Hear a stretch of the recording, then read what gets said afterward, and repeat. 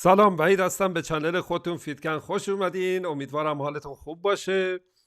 مسابقات نیویورک پرو تموم شد با قهرمانی نیک واکر. رقابتی بسیار نزدیک و با اختلاف یک امتیاز.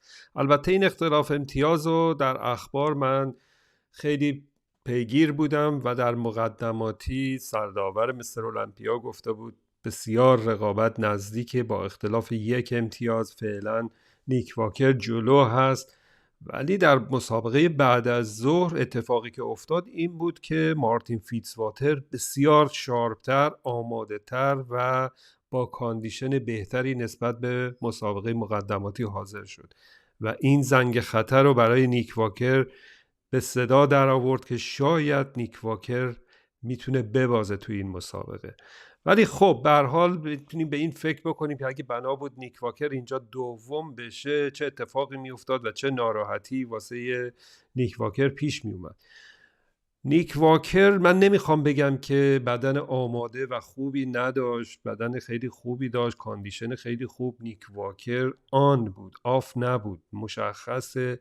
شاید هم بهترین بدن نیک واکر تو تمام ادوار دوران ورزشیش باشه. من به نیک واکر احترام میذارم با آماده کردن همچین بدنی، ولی طرف صحبت هم با ضعیف کردن نیک واکر نیست، با اینه که مارتین فیتزواتر کسی که برای سومین بار هست که داره مسابقه میده در دنیای حرفه‌ای‌ها، که همینطور میدونین چند هفته پیش تونست در مسابقات دیترویت پرو قهرمان بشه و جواز المپیا رو کسب بکنه و در این مسابقه کسی که تا حالا حتی سابقه حضور در مستر المپیا رو نداره اینقدر نیک واکر رو در فشار قرار داد و نیک واکر احساس خطر واقعا کرده بود با مقایسه هایی که انجام شده بود و در واقع نزدیکی بدن. من حالا خودم به عنوان یه داور این مسابقه رو خیلی با دقت و با جزئیات به صورت آنلاین نگاه کردم.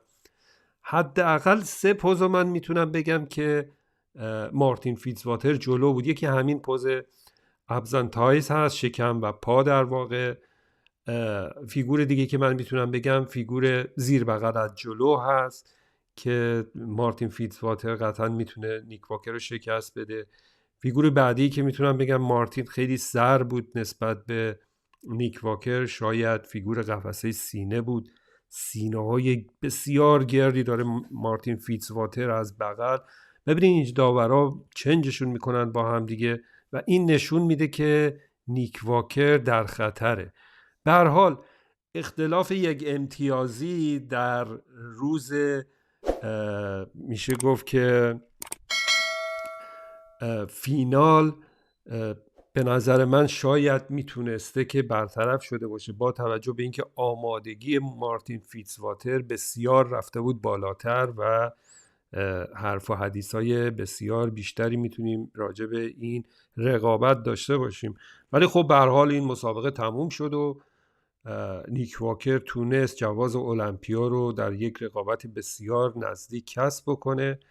بحث صحبت ما فعلا روی این 2 نفره که داریم با هم صحبت میکنیم، ولی قطعا نفر سوم تونیو بورتون، البته من فکر میکنم تونیو بورتون در آمادگی 100% نبود و بیفستو که نفر 4م شد که همون آقای استوارت ساترلند معروف به بیفستو که حالا راجبش صحبت خواهیم کرد.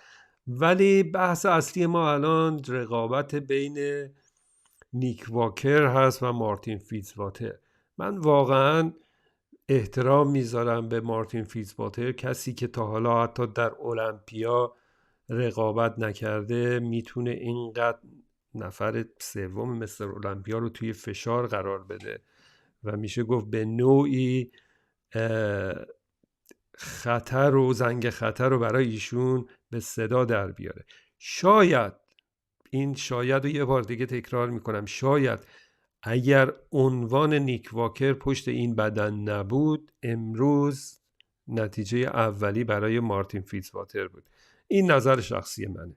شاید عنوان ایشون عنوان سومی مستر المپیا و به هر حال تبلیغات آنچنانی که ایشون میکنه تاثیرگذار بوده در تصمیم داوری. البته اینو من چند بار شاید و گفتم، نمیخوام محکوم بکنم کسی رو، بی‌صبرانه منتظرم تا آقای منیون در واقع در تفسیر داوری که میخواد انجام بده بر ما این کار انجام بده، ببینیم که در واقع اختلاف امتیاز چقدر بوده. به هر حال آقای منیون امروز خودش هم سرداور این مسابقه بود و فراخوان و نوع فیگورها و جابجایی‌ها رو ایشون انجام میداد. رقابت خیلی خوبی بود، به هر حال لذت بردیم. سطح مسابقه بسیار بسیار بسیار بالا بود نسبت به این مسابقه‌های اخیری که ما دیدیم. لایناپ‌ها همه 5 نفر 6 نفر، حتی به 10 نفر هم نمیرسید، زیر 10 نفر بودن. ولی این مسابقه خیلی لایناپ شلوغی داشت و همینطور که داریم میبینین نتیجه هم اون چیزی شد که نیک واکر دوست داشت.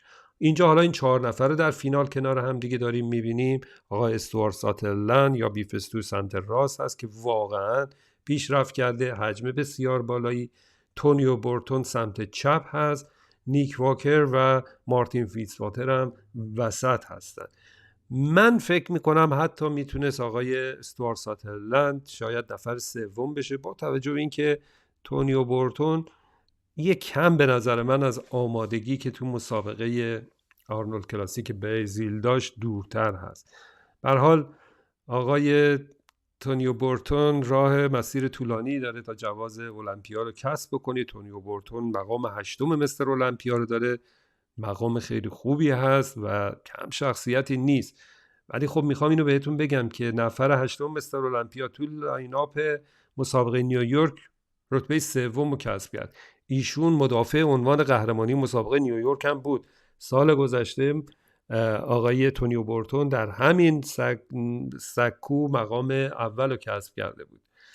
ولی به هر حال میتونیم مقایسه بکنیم از این رقابت زیبا. به هر حال بعد از چند وقت بود یه مسابقه خیلی نزدیک و جذاب و با هم دیدیم. به هر حال تو مسابقه‌های دیگه مثلا آرنولد کلاسیک، حالا به غیر از آرنولد کلاسیک اوهایو و آرنولد کلاسیک انگلیس که هادی چوپان ترکوند و اون مسابقات رو با اقتدار پشت سر گذاشت بک تو بک، که ما در فیتکن این مسابقات رو برای شما گزارش کردیم و مشاهده کردیم.